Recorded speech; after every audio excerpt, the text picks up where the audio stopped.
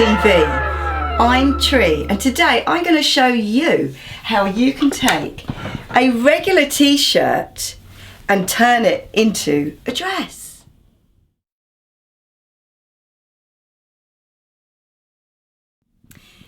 This is my daughter's dress. Now, she had an old t-shirt, it was like a fitted t-shirt, and she really likes this skater skirt look. So what we did was we got a circle of fabric with a hole in the middle and attached it onto the end.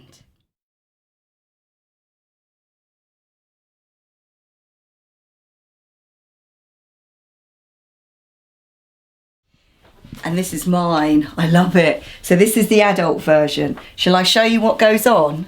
So look, what we do is we get a regular oversized t-shirt, okay, and a circle of fabric. In this case, because mine's got huge holes in it, I've got lining as well.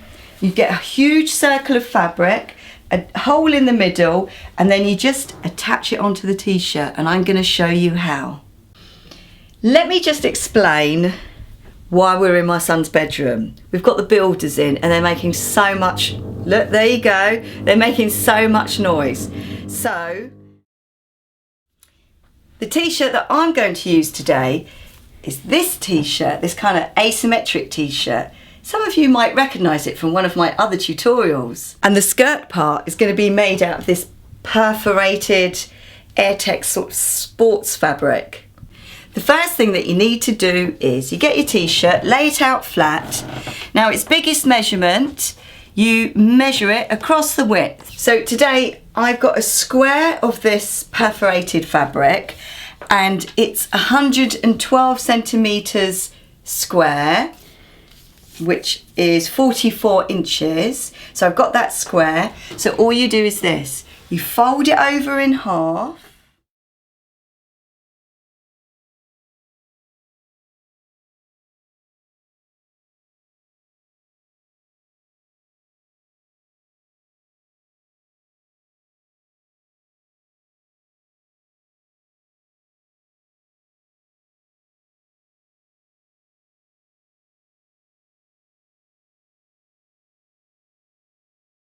So now I've got to figure out how long I want it to be. Now, my asymmetric top that I had finished around that cesarean line bit, and I'm going to measure down from there. So I think I want it roughly something like 30 centimetres, which is 12 inches. So like you do with a compass when you swing it all the way round, you've basically got to lay out your 31 centimetres going all the way round, I guess at right angles to your inner arc, going all the way round, so you end up with a nice curve shape. But before we open it out, you've got to snip for your centre front and centre back, and then do notches, which will be the sides. And then when you've done that, then it's safe to open it out. Look at that.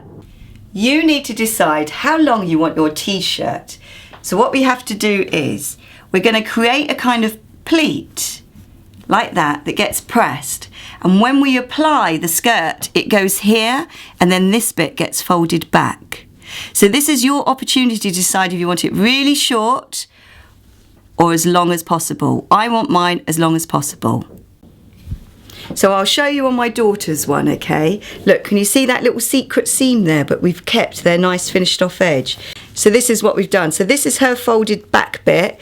We've laid the fabric on top of there, so it's hidden underneath there. So with an iron, you've got to press that back. I've pressed it all back now, so it's all the same width all the way around. Now I've got a centre seam, so I can tell where my centre is, but if you don't, you need to mark it with a piece of chalk. So we get our skirt, we put it right sides together with the t-shirt. Okay, so look, there's the hem. I'm putting it right sides together and I'm lining up my centre notch, and I'm going to work my way round to my side notch to line up with the side seam.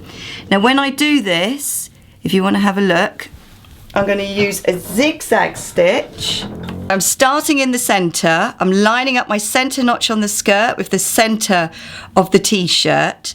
I'm laying it on top, and where I want to sew using a zigzag, which is F on the Mini JL, is so that my stitches fall in line with just above that lovely bit of ribbing there. You might need to stretch the skirt just a little bit to fit the t-shirt, but it's important that you don't stretch the t-shirt. And you're stitching zigzag. I can feel that ribbing there. And I'm stitching just past that little ribbed edge. So I'm stitching here. Can you see how if I don't stretch the skirt, the notch is there, but I can stretch the skirt because it's on the cross, because we did a circle to make it line up.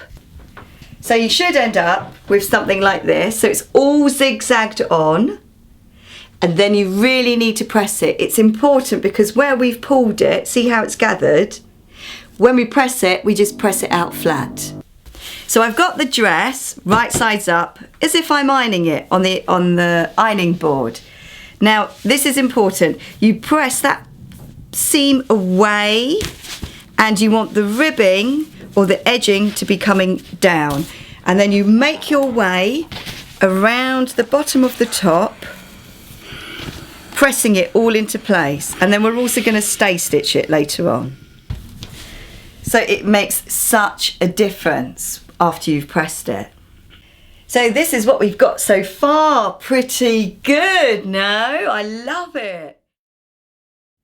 So this is your opportunity to decide how long you want it to be.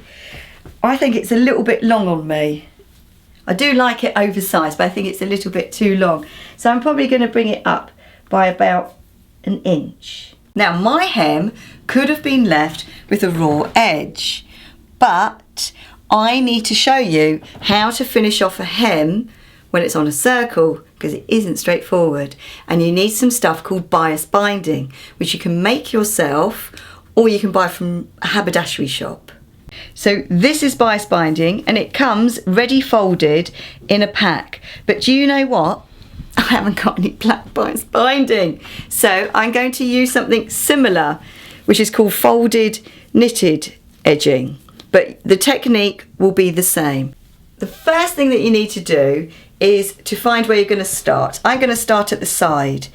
I'm laying it on so that it's reaching halfway across, and then I'm going to fold that over, and then I will be stitching along that line there. If you're worried about doing this, it could be easier if you use F, the large zigzag stitch, but I'm going to do a straight stitch because I feel quite confident about it. So when you start, you're going to lay your fabric halfway in, fold over the top, and sew. Now, the reason for using the bias binding or the stretchy knitted folded ribbing is because it stretches around the bends. You can't just use regular ribbon because there's no stretch in the ribbon, so it wouldn't be able to make it around the bends. So I'm not stretching the material at all, but I am kind of stretching a little bit the bias binding going around the bends, just a little. So just make your way all the way around, and prepare to have a cup of tea and a biscuit because it's going to take you ages. So I've gone all the way round. I'm sorry, it took ages, didn't it? But it'll be worth it. It will be worth it. Now I've just stopped just before the end because this is a little bit where you need some attention from Tree. You chop off the rest of your fabric. You've got to fold back that end because you don't want a raw edge. You lay your other piece in there. Lay this one on top. It's a little bit tricky. With the Mini JL and some other machines, when you have like a great big lump, like I have, use the wheel on the side of the machine to get you over the big lump, because if you just sew, you're more likely to break a needle, whereas if you feed it with the wheel, because you can actually sew a whole garment by turning the wheel and no electricity, just it might take you a really long time. You really need to press your bias binding hem, because it will bunch up a little bit in places, but you'll see with the iron you can just press it all out. Shall I try it on now? Can't wait, I love it. So obviously, oh, I love it. Look how gorgeous. Now my fabric's got holes in, so maybe later on I might make a bit of lining, or just always wear it with leggings. Thank you so much for watching Stitchless TV, and thank you even more for all of your comments. I really love it so much when you leave a comment and when you send me your pictures of projects that you've made inspired by Stitchless. Bye.